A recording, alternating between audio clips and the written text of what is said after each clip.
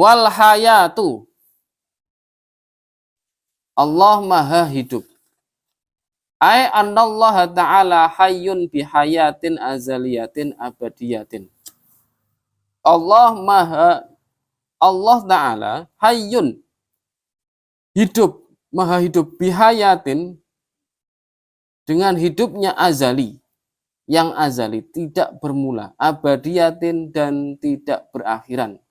La tushbihu hayatana laisat biruhin, tidak boleh diserupakan dengan hidup kita, tidak boleh.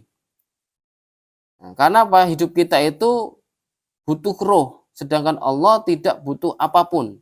Laisat biruhin, tidak butuh roh, tidak butuh lahmun walahmin, tidak butuh daging wadamin wa asobin wa muhin, ya, tidak butuh daging, darah, urat saraf, rangka, muhin, dan sumsum, tidak butuh itu. Allah maha hidup, hidupnya Allah tidak membutuhkan segala sesuatu. Kemudian Allah tidak bermula, hidupnya Allah tidak ada awalannya dan tidak ada akhirannya, azali abadi. La tushbihu hayatana, tidak boleh diserupakan dengan hidup kita, tidak boleh. Ya, begitu. Jadi intinya mahma tasawwar tapi balik la yushbihu dalik. Allah tidak seperti itu. Apapun yang terlintas dengan sesuatu, apapun yang terlintas di dalam benak pikiran kita, dengan lintasan itu, maka kita harus menepisnya, yaitu apa? Sesungguhnya Allah tidak serupa dengan sesuatu apapun. Nah, menepis ini, lintasan-lintasan ini pahalanya sangat besar sekali. Nah, banyak orang di luar sana ini malah ayo Gusti Allah koyo apa malah ngono. Repot. Jadi itu malah membiarkan lintasan pikirannya masuk ke dalam sanubarinya, menjadi liar. Nah, jadi tadi pagi saya sudah membahas tentang Talbis Iblis, kitab menerangkan tipu daya iblis. Nah, itu tipu daya iblis ya begitu, masuk ke dalam lintasan pikiran. Nah, kalau kita biarkan masuk ke dalam akal kita, kemudian kalau kita biarkan lagi masuk ke dalam pertanyaan-pertanyaan, ide, gagasan, dan seterusnya, ya repot gitu. Nah, ketika sudah begitu akan mewujudkan ke dalam tindakan, perbuatan. Nah, itu kan repot. Apalagi kufur yang berat itu ateis. Kufur terberat, kufur yang paling berat, yaitu orang tidak mengakui adanya Tuhan. Jadi mereka mengakui bahwa di dunia ini tidak ada Tuhan. Nah, ini orang yang otaknya somplak, otaknya rusak, tidak berakal sehat. Nah, makanya ketika ada ulama begini, ditantang oleh seorang mulhid, orang yang ateis, jadi ditantang oleh orang ateis. Semuanya ditantang, tidak ada yang berani menerima tantangan itu kecuali ulama ini. Nah, ulama ini ternyata jauh dari perkotaan. Nah, kemudian disepakati, oke, sepakat, saya siap melawan orang ateis itu. Nah, kemudian apa? Di dalam kesepakatan hari itu sengaja dia terlambat, sengaja. Jadi sengaja dia terlambat. Nah, karena sengaja dia terlambat, kemudian dia cerita, kenapa kamu terlambat? Terlambatmu sudah sangat berjam-jam kita tunggu, tapi kamu nggak datang-datang, dan kamu akhirnya datang. Maukah kamu saya ceritakan, si ulama begini, maukah kamu saya ceritakan kejadian yang saya alami? Gitu. Saya tadi itu mau melewati sungai, tapi di sungai itu tidak ada sampan, tidak ada perahu. ketika saya menunggu, ternyata ada kayu yang bergerak sendiri, kemudian merakit sendiri, kemudian menjadi perahu itu sendiri.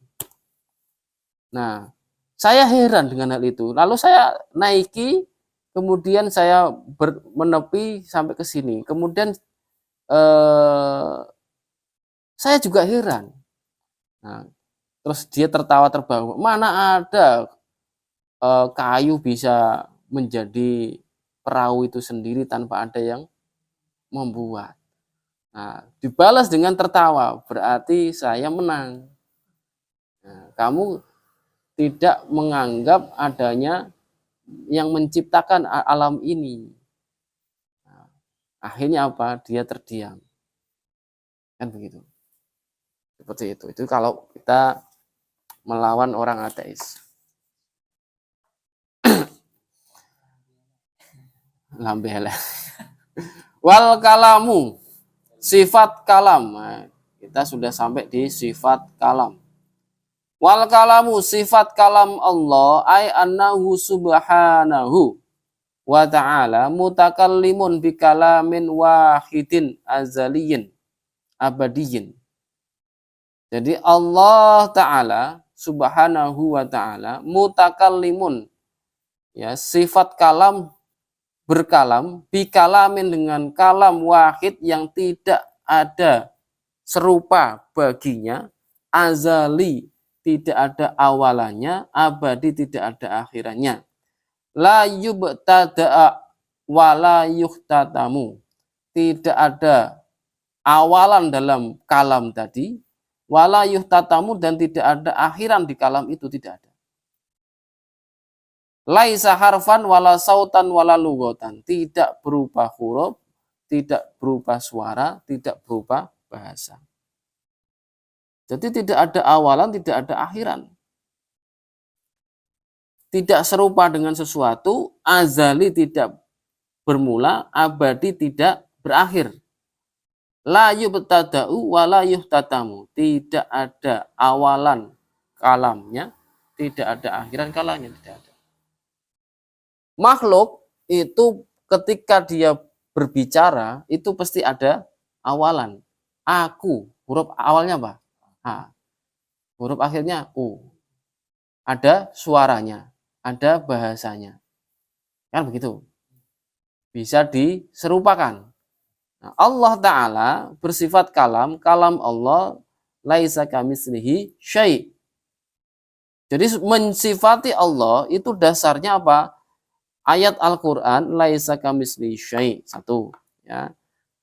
Kemudian mahma tasawwarta bi balik la yushbihu dzalik, dua, ya. Kemudian sifat-sifat Allah itu azali abadi.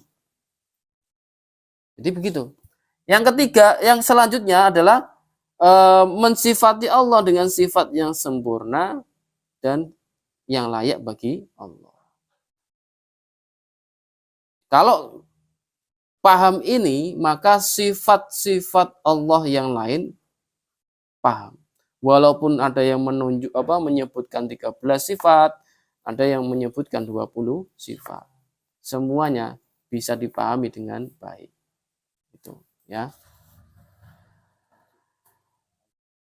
Makanya kalau kita sudah paham sifat kalam ini, ketika ada ayat yang namanya kun, nah, kun fayakun, maka bukan Allah berkata kun, tidak.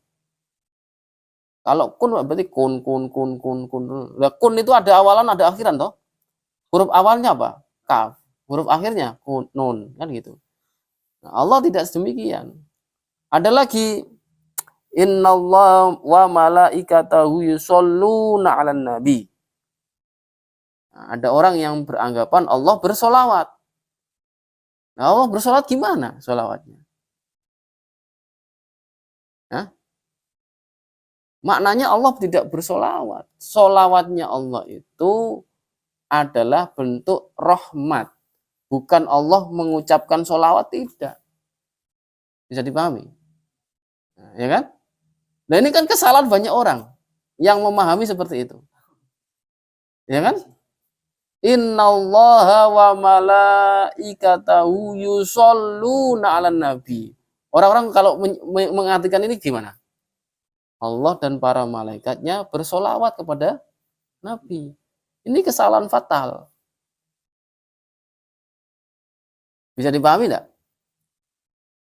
Bisa dipahami ya. Jadi sifat Allah itu azali abadi tidak berubah.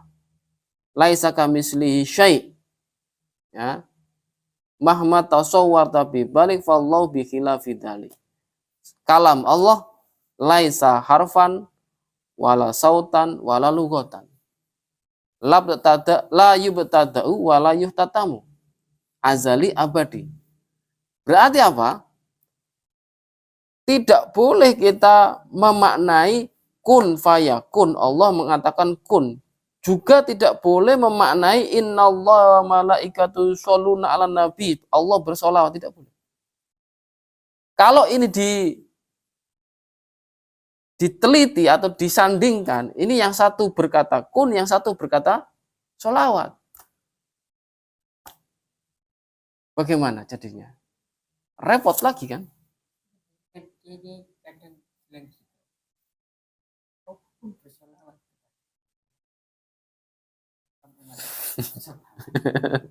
Makanya jangan diterima.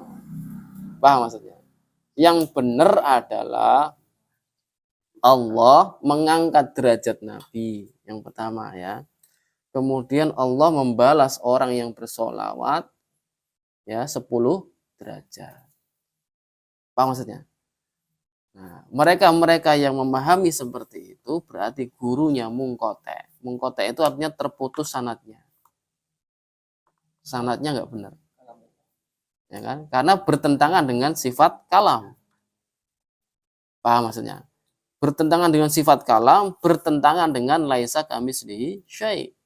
Ketika mereka berkeyakinan Allah bersolawat, ini kan bisa dibayangkan. Ya kan? Bisa dibayangkan, bisa diimajinasikan. Padahal Allah tidak boleh diimajinasikan, tidak boleh dibayangkan. Banyak nggak seperti itu? Banyak. Makanya tadi di awal tadi, kita ini ketika kita memahami Islam dengan benar, itu seperti orang asing. Kayak kita sendirian gitu. Yang lain itu memahami yang salah. Yang salah sudah kaprah, sudah umum begitu. Padahal salah gitu loh. Paham maksudnya? Nah, Islam yang benar, Islam datang di awal-awal Nabi, diangkat Nabi, itu asing. Maka di akhir zaman, Islam akan menjadi asing. Paham maksudnya? Nah, sekaranglah yang kita alami. Gitu loh. Sebenarnya bukan hanya dari kita, dari zaman mbahmu. Jadi mbahmu dan guru-gurunya itu sudah berjuang sekuat tenaga untuk menegakkan ini. Tapi apa yang terjadi? Ya sudah. Banyak orang berbicara agama semaunya sendiri. Sehingga apa? Rusaklah Islam ini. Jadi Islam itu bukan dirusak oleh orang lain. Di luar Islam tidak. Tapi Islam itu sendiri. Orang yang mengaku Islam itu sendiri. Karena apa? Mereka berceramah atau mengajarkan kepada orang dengan tanpa sanad, yaitu dengan semaunya sendiri. Contoh tadi, memaknai innallaha wa malaikatahu yusholluna 'alan nabi. Allah bersolawat. Ini kan sudah salah total. Nah, di satu sisi kun fayakun, Allah berkata kun. Nah, ini kan kalau disandingkan, yang satu Allah berkata kun, yang satu Allah bersolawat. Ini kan bertabrakan nanti. Paham maksudnya? Maka salah total itu. Orang yang memaknai kun dengan berkata kun juga salah. Orang yang memaknai Allah bersolawat juga salah. Tidak boleh kita ambil. Karena apa? Ini. Menyalahi sifat al-kalam. Menyalahi surat laisa kamitslihi syai'. Begitu. Nah, mensifati Allah dengan sifat yang tidak layak bagi Allah. mensifati Allah dengan makhluknya. Paham tuh? Lanjut. Satu lagi. Ada apa? Iya. Nah, ini saya jelaskan. Al-Quran kalamullah. Betul. Makanya ini. Sifat kalam Allah itu ini ya. Sudah ya, paham ya? Sedangkan Al-Quran kalam Allah. Betul. Kalam Allah yang dimaksud itu Al-Quran adalah kalam lafdul munazal. Lafdul munazal itu lafal-lafal yang diturunkan dari Lauhul Mahfud ke Baitul Izzah ke Nabi Muhammad. Artinya apa? Itu ungkapan adanya kalam Allah ad-dati yang sesungguhnya. Contoh begini. Saya menulis di sini di kertas ini ada tulisan api. Apakah kertas ini terbakar?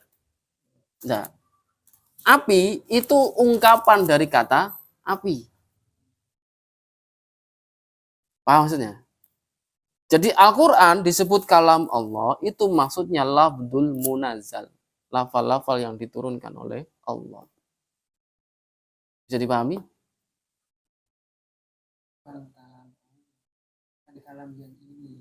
Nah, kalau yang ini kalam dat Allah, hakikat Allah. Sedangkan Al-Quran kalam Allah sebagai ungkapan akan adanya kalam Allah yang sesungguhnya, yang hakikat sebenarnya. Paham maksudnya? Jadi sama bisa dikatakan kalam Allah, tetapi Al-Quran itu sebagai ungkapan. Ya, lafdul munazal namanya. Ya, jadi Al-Quran itu diturunkan dari Lauhul Mahfud, kemudian ke Baitul Izzah dalam satu gelondongan, kemudian Baitul Izzah ke Nabi itu dalam waktu sekitar 20 tahun. Bertahap. Paham? Nah, kalam Allah itu disebut lafdul munazal. Lafal-lafal yang diturunkan. Nah, disebut kalam Allah juga. Tetapi dimaknai lafdul munazal saja. Ya. Paham maksudnya? Jadi gitu. Ada pertanyaan lagi?